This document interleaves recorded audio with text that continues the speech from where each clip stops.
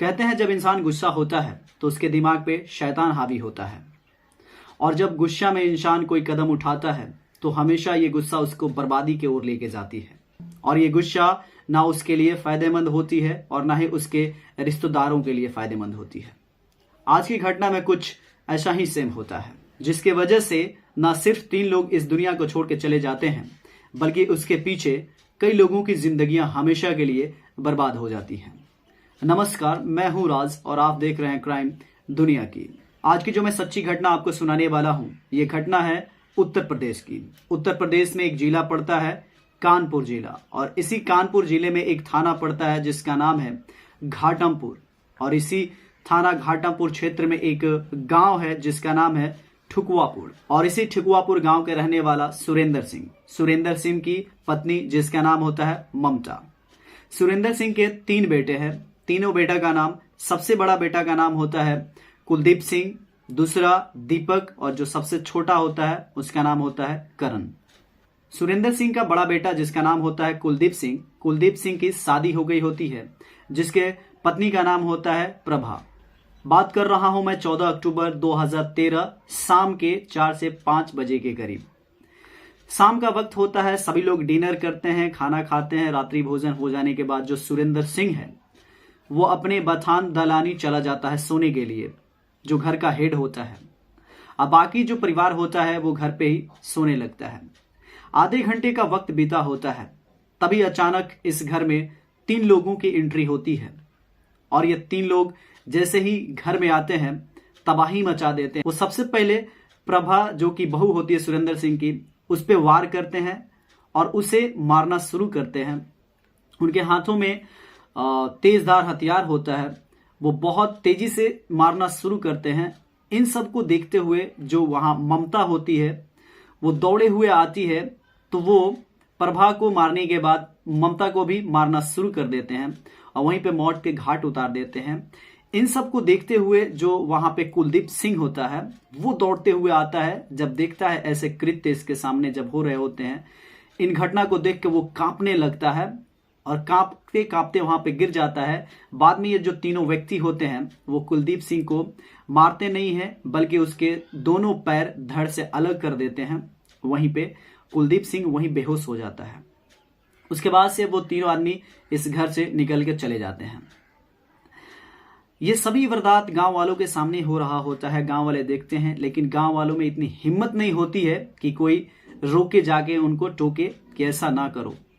वो इस तरह से करके चले जाते हैं। बाद में ये जो खबर पहुंचती है सुरेंद्र सिंह के पास, तो सुरेंद्र सिंह अपने दलान से दौड़े भागे आता है, तो देखता है कि उसकी जो बहू है प्रभा, उसकी मौत हो चुकी है। उसकी जो पत्नी है ममता, वो भी मर चुकी है, और जो लड़का है ये बेहोश पड़ा हुआ है। वो दौड़े भागे हेल्प करके और अपने बेटे को लेके पहुंचता है अस्पताल। पहुंचते पहुंचते वहां जाता है, तब तक इसका बेटा दम तोड़ देता है। यानी कि 3 लोगों की मौत हो जाती है। अब ये 3 लोगों की जब मौत होती है, इस घर में पहले खुशी थी और अचानक सभी खुशी तब्दील हो जाती है मातम में। अब जो सुरेंद्र है पुलिस स्टेशन पहुंचता है। वहां पहुंचने के बाद सभी बातें बताना शुरू करता है। गांव वाले कुछ नहीं बोलते हैं।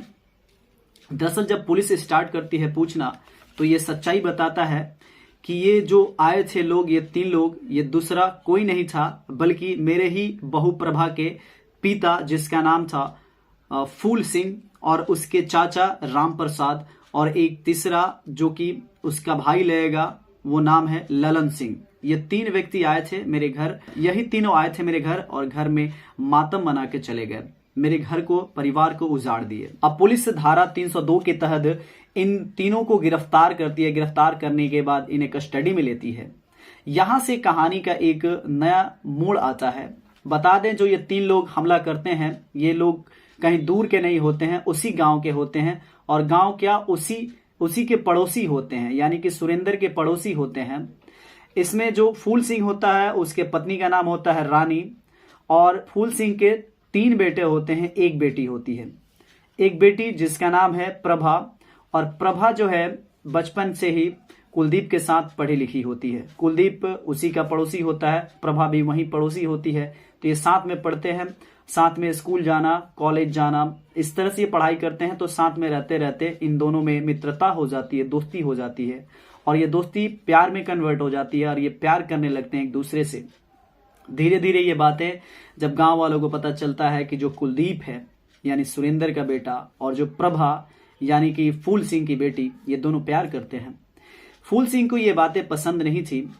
अब ये बढ़ते चले जाते हैं, आगे बढ़ते उम्र बढ़ जाती है। अब ये सोचते हैं कि शादी कर ली जाए, लेकिन फूल सिंह इस बात का विरोध करता है। अब विरोध करने के बाद वो कहता है कि ये शादी नहीं हो सकता। लेकिन ये दोनों रुकते नहीं हैं, कुलदीप सिंह और प्रभा, ये दोनों शादी करने के लिए घर से भाग जाते हैं। और जो भागते हैं वो डेट होता है 1 जनवरी 2012।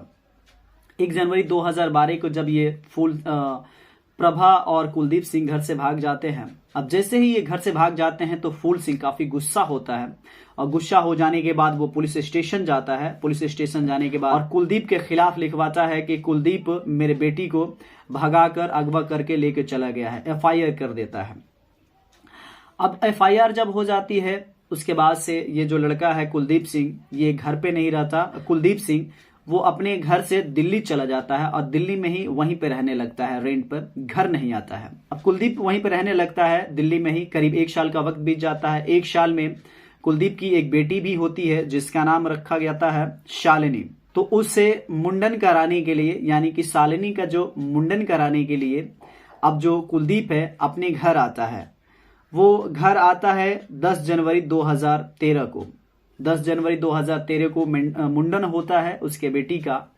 अब वो मुंडन होता है तो वो सभी रिश्तेदारों को इनवाइट करता है, सबको बुलाता है, लेकिन वो अपने ससुराल वाले यानी कि फूल सिंह के यहाँ कोई भी इनविटेशन नहीं देता है। वो पड़ोसी होते हैं, इनविटेशन नहीं देता है, वहां से कोई नहीं आते हैं और इस बात को लेकर काफी नाराजगी जताई जाती है उसके ससुराल वालों से। और पहले ही से ये सब केस चल रहा था, काफी गुस्सा होते हैं वो लोग।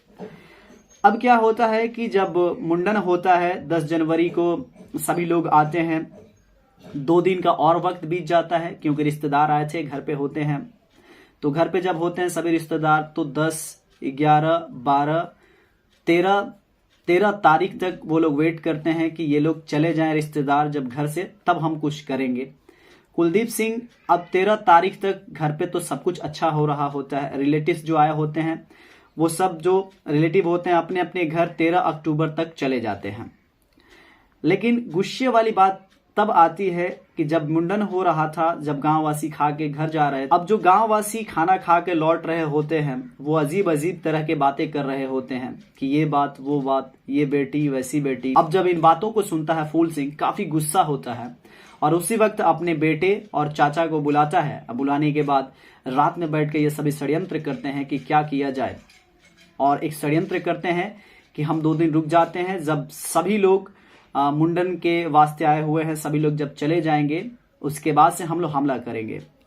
और ये सोचकर जब सभी रिलेटिव्स कुलदीप के घर से चले जाते हैं 13 तारीख को, वक्त आता है जब 14 अक्टूबर 2013 शाम का वक्त होता है। उसी वक्त ये तीनों लोग घर आते हैं कुलदीप के घर और उसके बाद से तबातोड़ वार करते हैं, वहीं पे इस घर को तबाह कर देते हैं। इसमें 3 लोग की मौत हो जाती है। हालांकि जब 3 लोगों की मौत होती है तो सुरेंद्र सिंह जब पुलिस के पास पहुंचता है, पुलिस जब आती है, धारा 302 के तहत इन लोगों को पुलिस गिरफ्तार करती है। मर्डर के केस में मुकदमा दर्ज करके इन लोगों को हिरासत मिलती है और जेल में डाल देती है। तो दोस्तों आज की जो कहानी थी छोटी सी बातों से शुरू होती है और पूरा फैमिली में फैल जाती है और मामला यही नहीं रुकता, कितने लोगों की लाशें गिर जाती हैं, कितने लोग मर जाते हैं और फिर ये अभी थमने का नाम नहीं लेता। तो इस तरह से जो भी घटनाएं होती हैं ये तोड़ मरोड़ देती है, बाकी सबकी जेल हो जाती है, जिंदगियां तबाह हो जाती हैं। तो दोस्तों आपको जो कहना है कमेंट बॉक्स में जरूर बताएं कि ये कहानी में गलती किसकी थी। दोस्तों इस कहानी को सुनाने के उद्देश्य आपको अवेयर करना है, सचेत करना है, जागरूक करना है। मिलते हैं नेक्स्ट वीडियो में एक नई कहानी के साथ। तब तक के लिए जय हिंद, जय भारत।